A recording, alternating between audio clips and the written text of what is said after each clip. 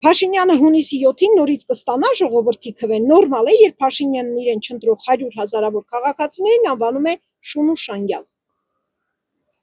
Հենց շուն ու շանգալ է մարդը, որ իրան կընտրի։ Ով իրան ընտրի, գիտե, իմացեք իրապես թուրքա, դավաճանա, այդքան երեխոցը կիլո խկերա, ցավը տանեմ։ Մինչև ոսկե սա էր խոսք տարի, սա կարակտարա։ Դե շուն շանգալը ինքն է իր գրուպան, առաջինը, հետո մնացածը թող ինքը իր ամեն ինչով լինի։ Ոչ, որովհետև իրացին նա շուն շանգալ։ Խի է հասարակ ժողովուրդը շուն շանգալ։ Այդ վարչապետի խոսալու տոնը, հա։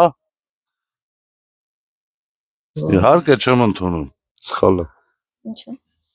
Որովհետև ես իմ ցանկությունում կուզեմ նրան է կընտրեմ, ինձով կարա ստիպի։ Չէ, իհարկե ոչ։ Ինչու՞։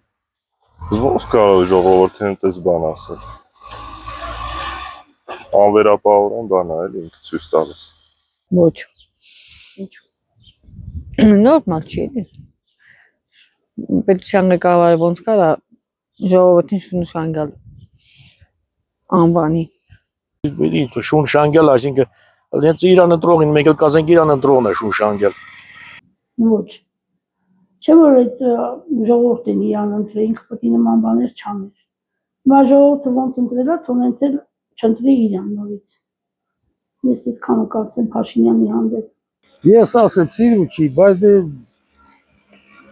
ղեկավարի չի կարելի։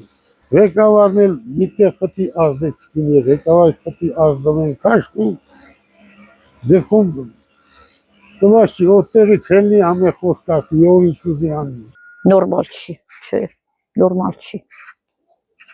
Երկրի ղեկավարին էդի պատիվ չի։ Նորմալ, նորմալ։ Ինչու, որովհետև ինչ։ Վախացում է, հավեկում է,